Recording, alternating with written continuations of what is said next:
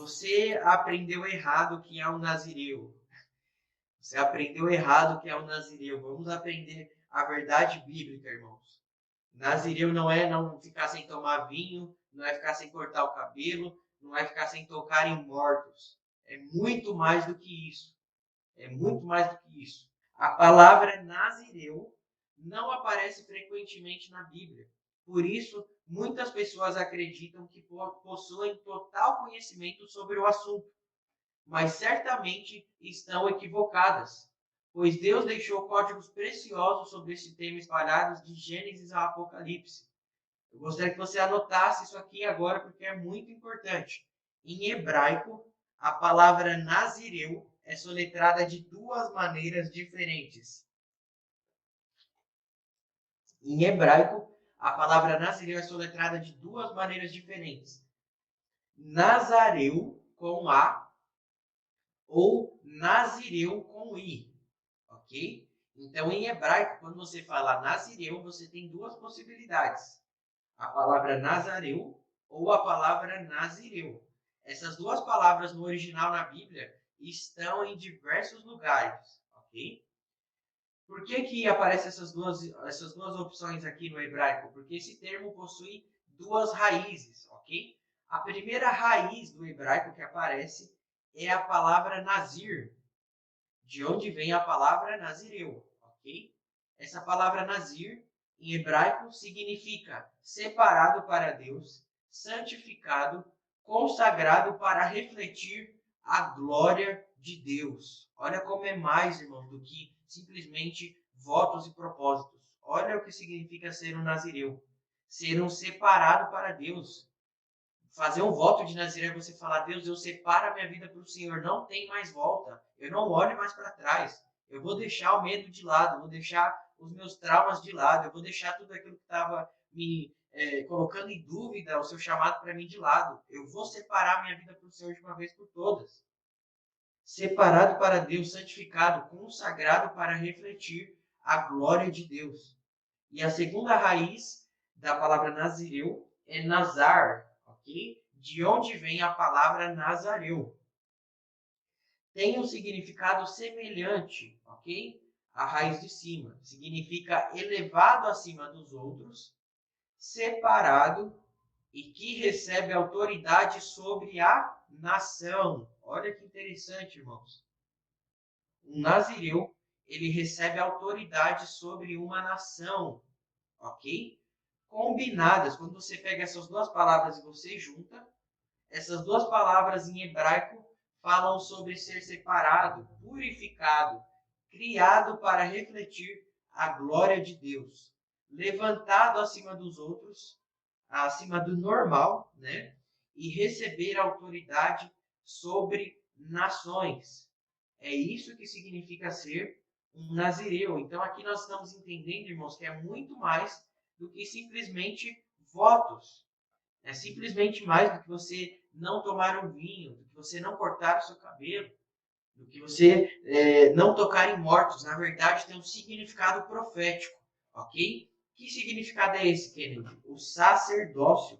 Em número 6, verso 2, ok? Se você quiser anotar, número 6 é conhecido como o capítulo dos nazireus, ok? Todos os códigos de nazireus estão ali dentro de número 6. Todas as ordenanças, como funcionava esse voto, quem podia fazer, o que era preciso, qual era o posicionamento, está em Números, capítulo 6, ok? Diga o seguinte aos israelitas, vou ler aqui o verso 2. Diga o seguinte aos israelitas: se um homem ou uma mulher fizer um voto especial, um voto de separação para o Senhor, como nazireu, ok?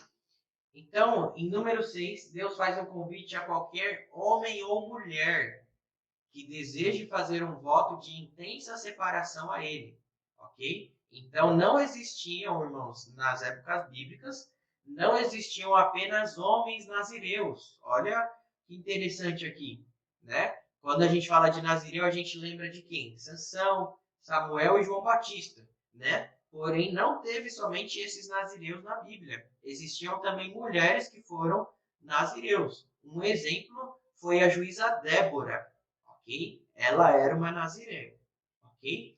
Então vamos lá. Em número 6, Deus faz um convite a qualquer homem ou mulher que deseje fazer um voto de intensa separação a ele.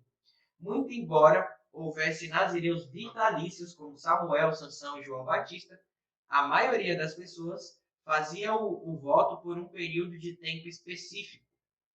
Esta consagração especial de nazireu era dada aos que queriam estar tão perto de Deus quanto os sacerdotes levíticos, ou que desejavam separar-se a ele a fim de alcançarem um chamado ou tarefa especial. Agora preste atenção. No Antigo Testamento, somente os homens da tribo de Levi podiam ser sacerdotes. Toda a nação de Israel foi chamada para ser um reino de sacerdotes, mas somente os levitas recebiam o privilégio de viverem na prática as suas vidas completamente dedicadas na vocação de guardarem zelosamente a pureza e a administração da adoração a Deus. No entanto, no voto de Nazireu, Deus abria a porta para qualquer um, homem ou mulher, de qualquer tribo que quisesse ser tão radical na devoção e estar tão perto dele quanto os sacerdotes. A única qualificação era ter um coração que o desejasse intensamente. A consagração de Nazireu não estava reservada a um clube de elite ou para alguns seletos, mas era um convite aberto a qualquer um, homem ou mulher, jovem ou velho, criança ou adulto, que tivesse um coração desesperadamente faminto por Deus. Ninguém era excluído ou desqualificado pelo que era. Qualquer um poderia escolher voluntariamente o lugar de proximidade, ok? Através do voto de Nazireu. Nós já entendemos que para você ser um sacerdote nos tempos bíblicos, era necessário você vir da tribo de Levi. Era necessário você vir lá da descendência de Arão, certo? E além disso, ainda existiam algumas leis. Por exemplo, se você tivesse defeito na sua orelha, você não podia ser um sacerdote. Se você tivesse algum defeito na sua mão, algum defeito no seu pé, algum defeito no seu rosto, você não podia ser um sacerdote. Você sabia disso? Anões não podiam ser sacerdotes. Pessoas que tinham pessoas que tinham um desvio no seu DNA. Né? Nós temos uma escola profética que nós falamos disso. Isso é tão importante que nenhum sacerdote com DNA impuro podia servir diante de Deus. Na verdade, você não podia nem ser um sacerdote. Tá? Então, existiam várias regras para você ser um sacerdote. Porém, se as pessoas amassem tanto a Deus que queriam entrar nesse lugar de servi-lo, qual que era a porta de entrada? Se tornar um nazireu. Pelo tempo de voto, de nazireado, a pessoa que estava fazendo esse voto podia servir a Deus como um sacerdote. Olha que interessante. Então, os sacerdotes viviam das coisas do Senhor. As demais pessoas tinham trabalhos comuns. Qual que era a porta de entrada para uma pessoa viver como um sacerdote? Ter uma experiência mais próxima de Deus. Se tornar um nazireu. Olha que interessante. Então, o nazireado, irmãos, era uma porta de entrada para pessoas que amassem tanto a Deus, que elas deixavam a sua vida comum e serviam a Deus como um sacerdote. Então, através disso, nós aprendemos que o nazireado, irmãos, é muito mais do que um voto. O nazireado é uma aliança com Deus. O nazireado é um ato de amor a Deus. Se eu amo muito a Deus, a porta de entrada para eu estar mais perto dele é através do nazireado.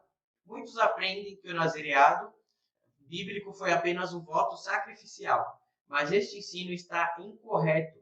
Nazireado não é sobre cabelo ou vinho, é sobre doar-se como sacrifício vivo a Deus, em uma geração perversa e corrompida.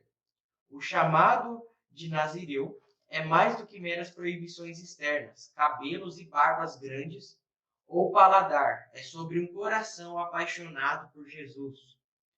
O voto é algo individual, mas uma aliança é algo conjunto. Para você fazer uma aliança, você precisa ter duas pessoas para isso, no mínimo 2 pessoas. Ninguém faz uma aliança sozinho. Então, o nazireado é mais do que um voto. Na verdade, o nazireado é uma aliança com Deus. Quando você faz esse voto de nazireu, você obtém autoridade espiritual para fazer o seguinte: você obtém autoridade para, primeiro, trazer profecias sobrenaturais sobre a sua nação, sobre o lugar que você está inserido, ok? Então você tem uma opção de trazer profecias. Lembra que nós falamos ontem sobre ser o portal da glória de Deus? Pode ser através de adoração, pode ser através de intercessão, pode ser através de conselhos. Profecias, irmãos, não é somente eis que te digo no púlpito. Profecia muitas vezes vem através de um conselho. Profecia muitas vezes vem através de uma mensagem, através de uma palavra, vem através de adorações que abrem os céus, vem através de discernimentos, posicionamentos que modificam a atmosfera espiritual, ok? Então você adquire uma autoridade de Deus, profecias sobrenaturais. Isso quem fazia era Samuel, um nazireu. Você também obtém de Deus um poder sobrenatural, uma força sobrenatural. Sansão viveu isso, nazireu Sansão. E você também obtém de Deus uma paixão, um fogo, um amor a Deus acima do comum. Ok? Quem viveu isso na Bíblia? João Batista, que também era nazireu. Ok? Então, irmãos, em Números capítulo 6, vai nos falar as 3 abstenções dos nazireus. Eu não vou ler, mas você pode anotar aí, ok? São bem conhecidas. Não beber vinho, não passar navalha no cabelo e não tocar em um morto, correto? Porém, se você aprende de uma maneira rasa, se você aprende que o nazireado é apenas um voto, você vai querer fazer somente essas 3 coisas, certo? Porém, quando você entende que o nazireado é uma aliança com Deus, que é o que nós estamos entendendo hoje, você compreende que, na verdade, essas 3 coisas aqui são apenas reflexos espirituais de coisas que o Novo Testamento aponta. A Bíblia nos fala em Hebreus que o Antigo Testamento é apenas a sombra daquilo que nós estamos vivendo hoje. Então, esses 3 votos, na verdade, essas 3 abstenções, são 3 chaves proféticas de posicionamento de uma pessoa que quer viver um estilo de vida de santidade, de separação a Deus, ok? Então, vamos começar a entender isso. Primeira coisa aqui que eu quero ver com vocês é a chave de não beber vinho, ok? O que isso significa de maneira profética? O que não beber vinho representa na Bíblia? No Novo Testamento, em Efésios 5, verso 18, a Bíblia fala o seguinte: não vos embriagueis com vinho, mas enchei-vos do Espírito Santo. Olha, está apontando para o nazireado. Não se embriague com vinho, mas se encha do Espírito Santo. Então a Bíblia está falando, não tome o vinho. Agora nós precisamos entender o que representa o vinho, o que representava o vinho no Antigo Testamento. Eu não sei se você sabe disso, mas o vinho no Antigo Testamento, ele era considerado um doce. As pessoas tomavam vinho não para ficarem bêbadas, como muitos fazem hoje, né? Na verdade, o vinho era considerado um doce na cultura judaica. Então, o vinho era como se fosse o sorvete, era como se fosse o bolo de chocolate, era como se fosse um pudim. Eu vou falando aqui e já vai dando a fome, né? Os crentes já vai dando água na boca aí. Então, irmãos, o vinho era considerado um doce na cultura judaica, ok? Então, quando a Bíblia está falando que o nazireu ele não podia tomar vinho, a Bíblia está falando que o nazireu ele não podia ter prazeres naturais. Ele não podia se contaminar com prazeres terrenos. O nazireu não tomar vinho aponta para isso. O vinho no Antigo Testamento, ele representa prazeres terrenos. É por isso que, de uma maneira profética, você sempre vai ver o vinho representando alegria, prazer.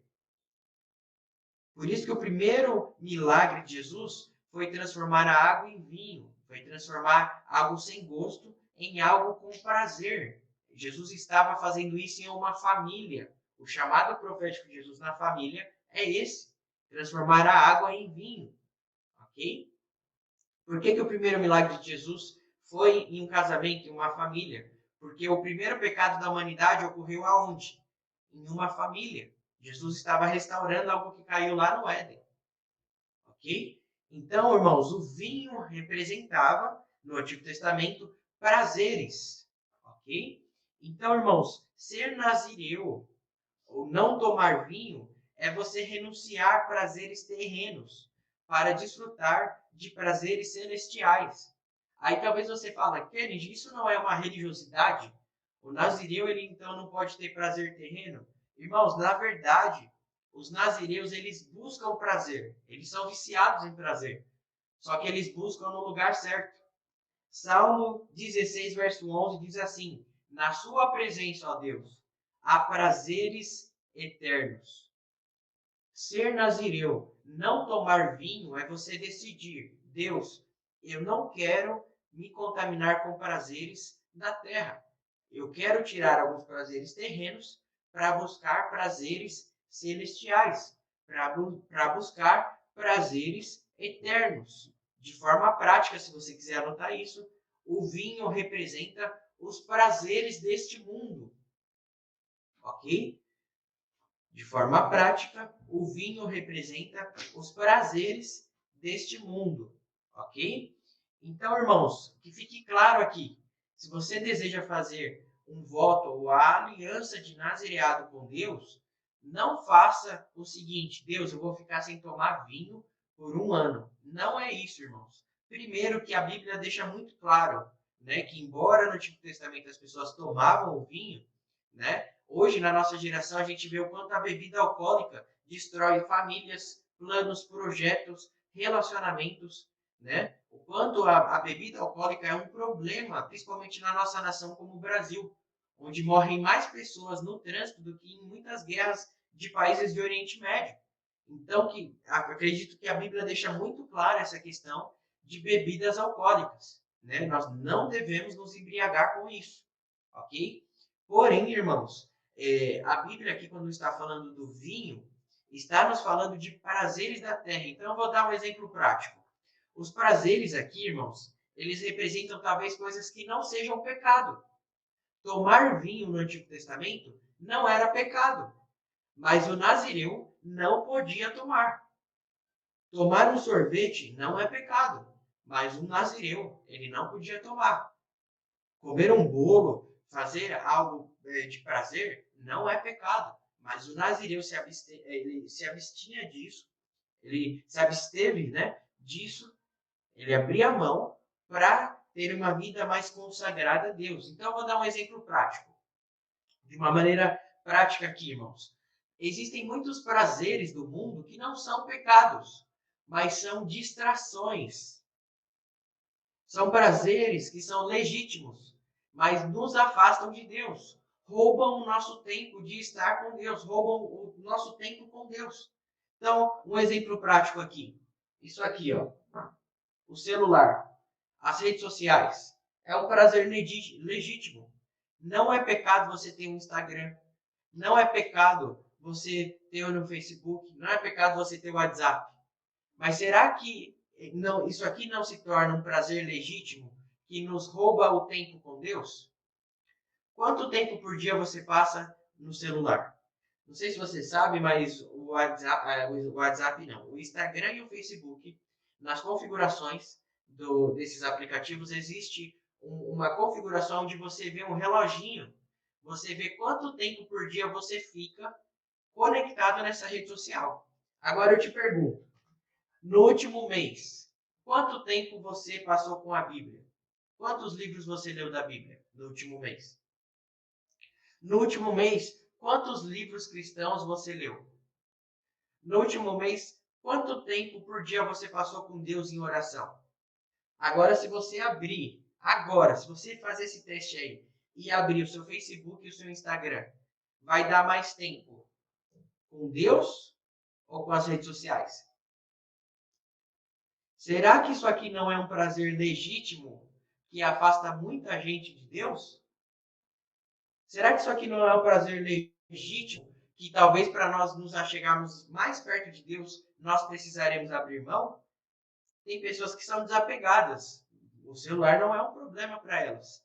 Mas tem outras que estão usando de muitas desculpas para não fazer muita coisa, né? Falando, Deus, eu não tenho tempo. Na verdade, não é que você não tem tempo, você não prioriza o tempo com Deus. Porque se você abrir o seu Instagram, o seu Facebook, é só você ver quanto tempo por dia você passa aqui. Então, será que Deus não está te chamando, você que está aqui assistindo essa aula, para uma aliança com Ele, onde você vai ter que abrir mão do vinho? Algo que é liberado, algo que não é pecado, mas que te afasta de Deus? Outra coisa prática aqui, que pode ser o seu vinho, são filmes e séries.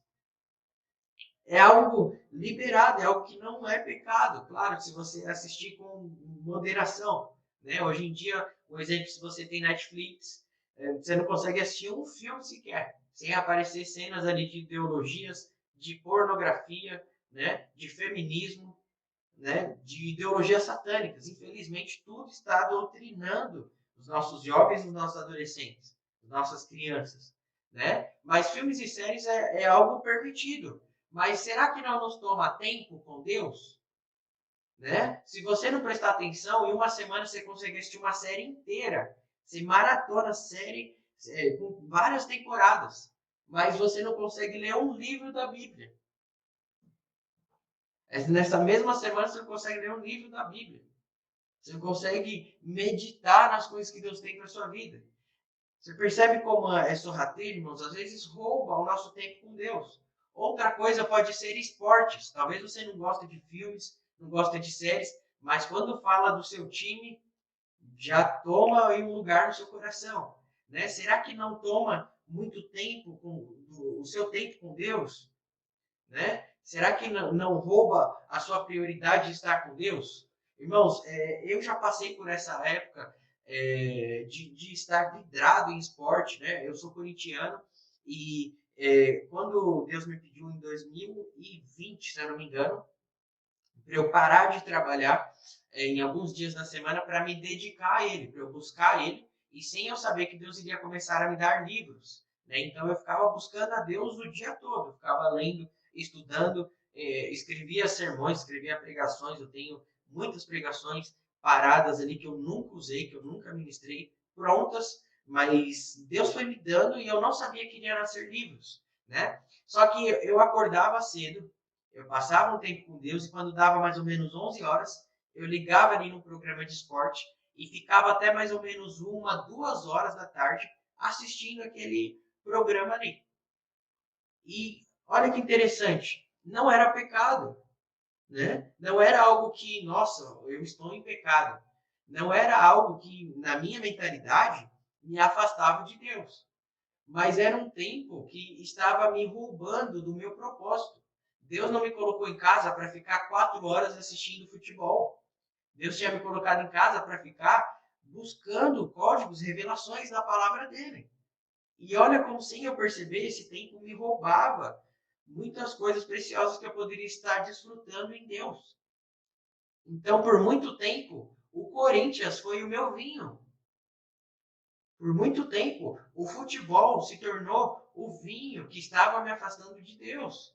Algo legítimo, algo que não é pecado, mas que estava me afastando da minha devoção a Deus.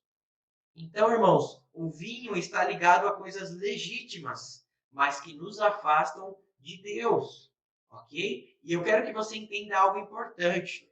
E se você puder anotar essa frase, depois eu vou até mandar aí no grupo para vocês, a imagem do nosso dia aqui. Eu separei essa frase aqui como código da nossa aula, porque é algo que nós precisamos entender. Uma missão especial requer uma consagração, uma santidade radical. Se você quiser anotar, isso aqui não é frase, irmãos. Nós não colocamos frases de efeito nas nossas redes sociais. Nós colocamos chaves, nós colocamos códigos proféticos. Isso aqui é um código. Se você entender, a sua vida muda. É uma chave. Uma missão especial requer uma santidade radical. Uma missão especial requer uma santidade radical. Por que é importante, irmãos, a gente entender isso? Porque talvez outras pessoas possam passar 4 horas por dia assistindo futebol.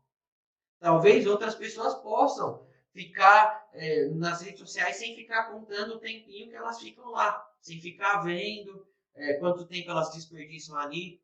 Talvez outras pessoas possam maratonar séries, filmes sem o menor problema. Só que você, nós não podemos. Por quê, querido? Porque nós temos uma missão especial, irmãos. E uma missão especial requer uma santidade radical, requer uma renúncia radical. Então, irmãos, para as pessoas comuns, para os cristãos comuns, Deus pede algum sacrifício para eles, Deus pede algumas coisas para eles. Mas para nós, nazireus, Deus pede para nós abrirmos mão até daquilo que é permitido. Por quê, Kennedy? Porque nós temos uma missão especial. Então, nós precisamos de uma renúncia, de uma santidade radical. Não sei se você está me entendendo, irmãos, mas muitas pessoas podem fazer muitas coisas. Nós não podemos. Até daquilo que é lícito. Nós precisamos abrir mão muitas vezes. Por quê? Porque nós temos uma devoção a Deus maior. Nós precisamos passar um tempo maior com Deus. Porque nós temos um chamado sobre uma nação, sobre uma geração. E nós não podemos perder tempo. Nós não podemos desperdiçar tempo, irmãos. Os dias estão sendo abreviados. Há muita coisa para fazer. Eu não sei se você está entendendo isso. Jesus está voltando. As pessoas estão indo para o inferno, irmãos. As nações estão sendo dominadas por demônios. O espírito do anticristo está dominando esferas sociais. Não tem mais tempo da igreja perder. Não tem mais tempo da igreja ficar brincando. Tem muita coisa para nós fazermos. Então, é tempo de uma consagração radical, irmãos. As pessoas podem ficar 2, 3 horas no Facebook. Você não pode. As pessoas podem ficar assistindo futebol o dia todo, ficar vendo notícias sobre isso. Nós não podemos. As pessoas podem maratonar séries, ver filmes, perder dias ali, desperdiçando seu tempo na Netflix, onde quer que seja. Nós não podemos. Nós temos algo grande para fazer. Nós temos uma missão grande para fazer. Que missão é essa, Kennedy? Nos tornarmos nazireus nessa geração. Clamarmos por uma nação. Nos posicionarmos espiritualmente por uma nação. Então, qual que é o vinho que você precisa abrir mão para estar mais perto de Deus? Qual que é a coisa lícita que te rouba tempo com Deus? Ok? A segunda abstenção de um nazireu era não passar navalha no cabelo, ok? Agora vamos entender algo, irmãos. O cabelo longo do nazireu era o símbolo da sua força e vitalidade em Deus. E era a sua marca pública. Quando as pessoas viam homens de cabelos grandes, homens com tranças no cabelo, geralmente, né, pegar um código aqui importante também, geralmente os nazireus que deixavam o seu cabelo crescer, eles faziam 7 tranças no seu cabelo, tá bom? Você pode ver isso um exemplo Sansão, né? Quando Dalila fala ali para os filisteus das tranças dele, a Bíblia fala que os filisteus cortaram as 7 tranças, tá? Então, Sansão seguia um padrão de nazireado que ele aprendeu ali no templo do Senhor. Geralmente, nazireus, quando deixam o cabelo crescer, eles deixavam 7 tranças, ok? Então, quando uma pessoa era vista com um cabelo muito grande, né, as pessoas já sabiam que ela estava fazendo um voto de nazireu. Então, era uma marca pública, tá bom? Amanhã nós vamos entender, irmãos, que quando uma nação, quando Israel via muitas pessoas andando de cabelos longos pela rua, eles já corriam para os templos para se arrepender. Os nazireus, sem falar nada, amanhã você vai entender isso. Profetas nazireus, sem os nazireus falarem nada, só a marca deles. As pessoas já entendiam que Deus estava vindo com um juízo sobre a nação. E eles já corriam para se arrepender. Quando se levantavam nazireus em Israel, não precisava vir um profeta para falar assim diz o Senhor. As pessoas já corriam para se arrepender, porque eles entendiam, se Deus levantou nazireus, é porque ele está trazendo juízo. E a única forma desse juízo não vir sobre nós é nós nos arrependermos. Ok? Você pode estudar. Você pega um exemplo, Jeremias. Vamos lá. A época de Jeremias. Jeremias, ele fala que os profetas do Senhor, que estavam na época dele, não estavam profetizando o que Deus queria. Ok? Então, por conta disso, não se levantavam nazireus naquela época. Porque nenhum profeta falava, o juízo de Deus está vindo.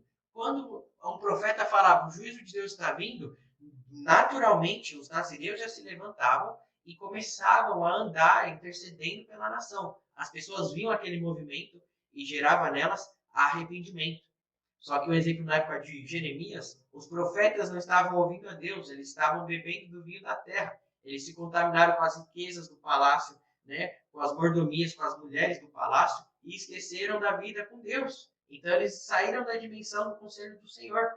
E aí Jeremias falava, a Babilônia está vindo, Deus está mandando a Babilônia para punir vocês. E os profetas falavam o quê? Não, não vai vir juízo não, né? Porque não ouviram a voz profética correta, não se levantaram nazireus na nação. O que aconteceu? Israel foi desolada, foi para a Babilônia por 70 anos, 10 extremidades, ok? Então, quando se levantam nazireus em uma nação, significa que Deus está levantando um movimento espiritual. Algo está acontecendo, ok? E isso acontecia nos tempos bíblicos, tá? Então, por isso que o nazireu não podia raspar o seu cabelo. Era uma marca pública para todas as pessoas que aquele indivíduo era um nazireu, ok? E a mensagem do cabelo não cortado gerava o que nas pessoas, irmãos? As pessoas viam o seguinte, aquela pessoa ali, o exemplo que está fazendo o voto de nazireu, ele não está perguntando para Deus até que ponto eu posso ir para não pecar. O que eu posso fazer? Até que ponto eu posso ir para não desagradar a Deus? Não, não era essa a intenção do coração dessa pessoa. Era o contrário. Até que ponto eu posso devotar a minha vida para agradar a Deus? Entende? As pessoas viam o nazireado como um ato de amor, como um ato de paixão a Deus. Ok? E nós vemos isso, irmãos, em diversos textos bíblicos, né?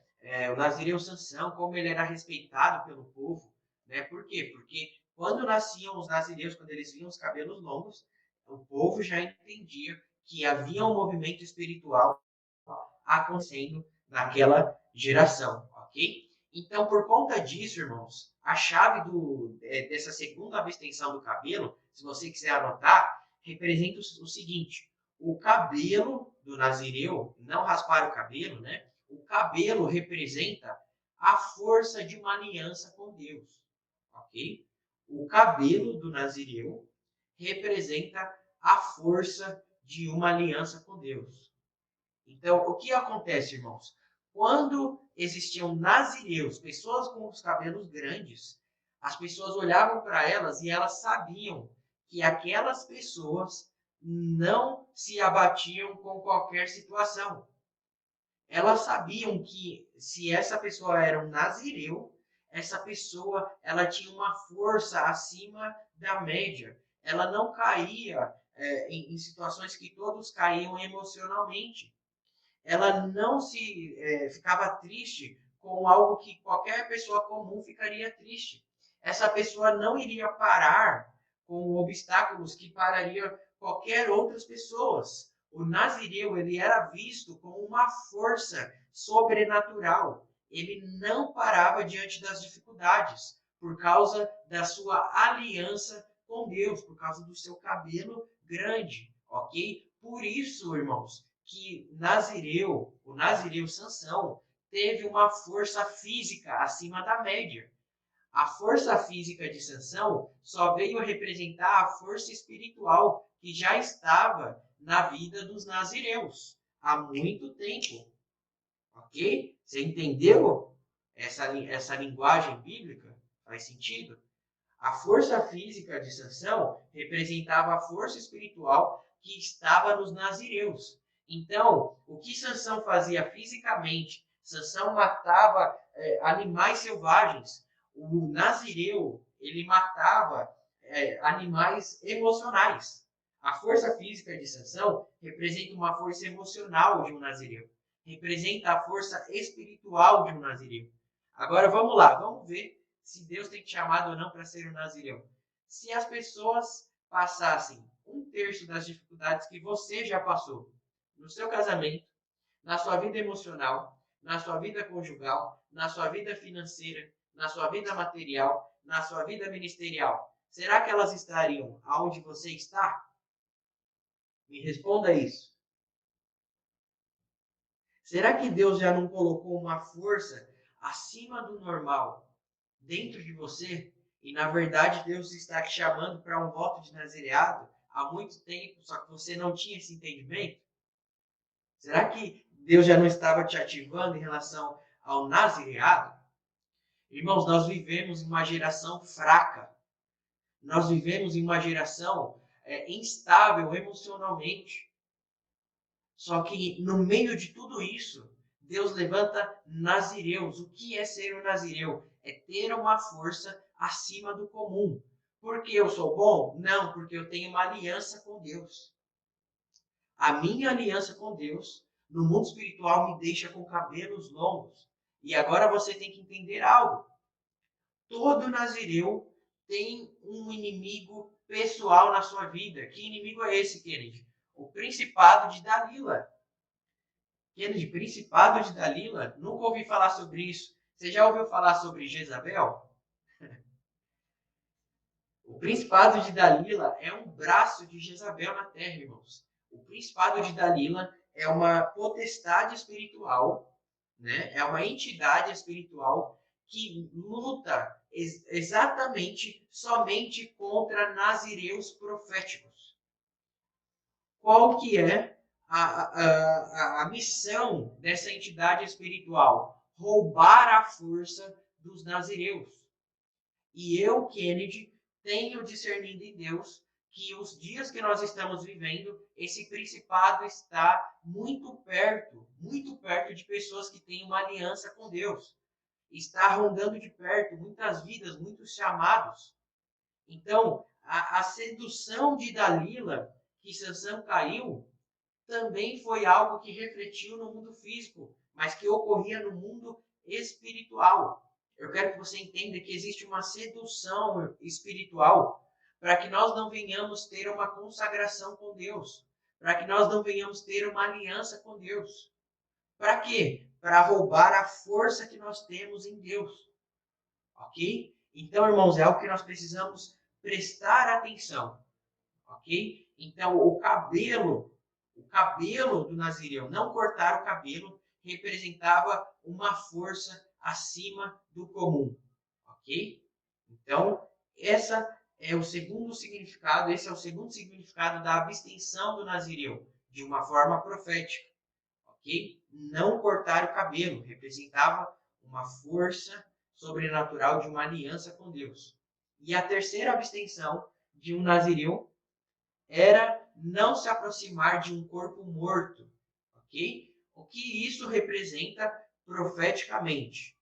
Vamos entender o seguinte, irmãos. O nazireu, ele não podia tocar em nada que estivesse morto. Por quê? Porque isso era um símbolo profético de algo espiritual. A morte ali falava de pecado, ok? Isso é muito claro na vida de Sansão, irmãos. Infelizmente, se você quer aprender o que um nazireu não pode fazer, leia a vida de Sansão. Ele fez tudo ao contrário. Não podia beber vinho, prazeres da terra. Ele era viciado em um prazer chamado sexo, né? Sansão era um viciado em sexo. Sansão era um pornográfico. O pecado de Sansão não foi se deitar com Dalila. A Bíblia fala, Juízes capítulo 14, se não me engano, que Sansão saía pelo povoado filisteu observando as mulheres filisteias, as mulheres daquele povoado. Essa palavra observar é porneia, é a raiz da palavra pornografia. Sansão olhava para as mulheres e imaginava elas nuas. Sansão era um pornográfico. O pecado de Sansão não foi Dalila, foi a pornografia. Ok? Então, Sansão se misturou com o vinho da terra. Sansão, ele não podia tocar em morto. O que ele faz quando ele vê um leão ali, se não me engano, é um favo de mel, né? Favo de mel do lado do leão. Quem será que colocou aquele negocinho ali, aquele docinho ali, né? E Sansão vai, não liga, toca no morto. Logo depois ele se contamina com o pecado. Ele fez fisicamente e se contaminou espiritualmente. Tá? Então, Sansão fez tudo. Não corta o cabelo. Ele vai e fala para uma prostituta do povo que é inimigo dele o segredo dele, que a força dele estava no cabelo. Né? Fez tudo ao contrário. Né? Mas não se aproximar de um corpo morto, irmãos, representava não tocar no pecado. Então aqui, a Bíblia nos fala sobre uma santidade radical. O nazireu, ele não pode de jeito nenhum tocar no pecado. E isso é tão forte, irmãos, que se você ler Números capítulo 6, onde fala a abstenção dos nazireus, a Bíblia fala que se o pai do nazireu morresse, se a mãe morresse, se algum familiar do nazireu morresse, ele nem poderia ir no velório. Ele nem poderia ir enterrar os seus familiares. Você já pensou numa coisa dessa? O cara faz um voto de 40 dias com Deus. No 20º dia, a mãe dele morre. Ele não pode ir no velório. Você tem noção do que é isso? Por que ele é de tanta radicalidade? Porque santidade tem que ser radical para o nazireu.